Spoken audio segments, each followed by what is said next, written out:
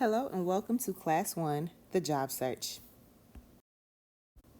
I'm Teacher Jade and I will be guiding you through each module. So the objectives of this course is to help you learn about the job search process and find out what career will best fit your personality.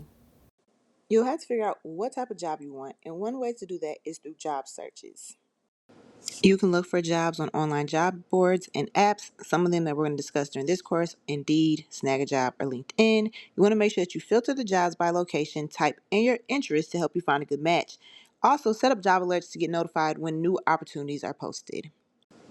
Once you find a job that you're interested in, you have to have a strong resume. Just filling out the application isn't always enough. When you have a resume, you're able to showcase your skills because the resume lists your education, skills, and relevant experience.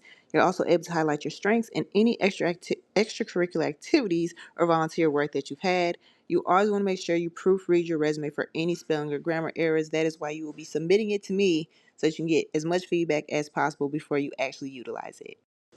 Another way you can look for potential employment outside of job boards is by networking and asking for help. So talk to your people, talk to your friends, your family, teachers, or mentors, and tell them about your job search. They might be able to connect you to someone in your desired field. You can also attend job fairs or career events to meet potential employers. And once you meet them, stay in contact with them.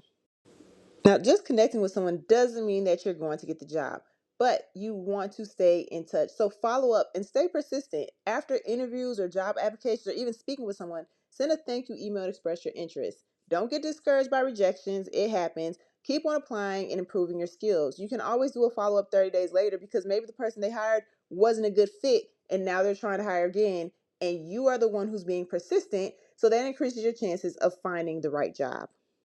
So, how can you identify suitable job opportunities? Well, I want you to set a goal and do research, and you're also going to take an assessment. These will be posted in the classroom. These are going to help determine what jobs are going to fit best for you and your personality.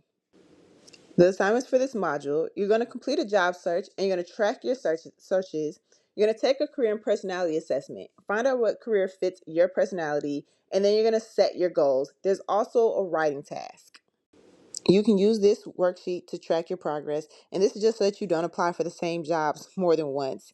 As a bonus, you can use this to set a budget and goal sheet so you can determine what job you want to apply for and if you're going to be able to make enough money from that job. For the next module, you'll focus on creating a cover letter and a resume.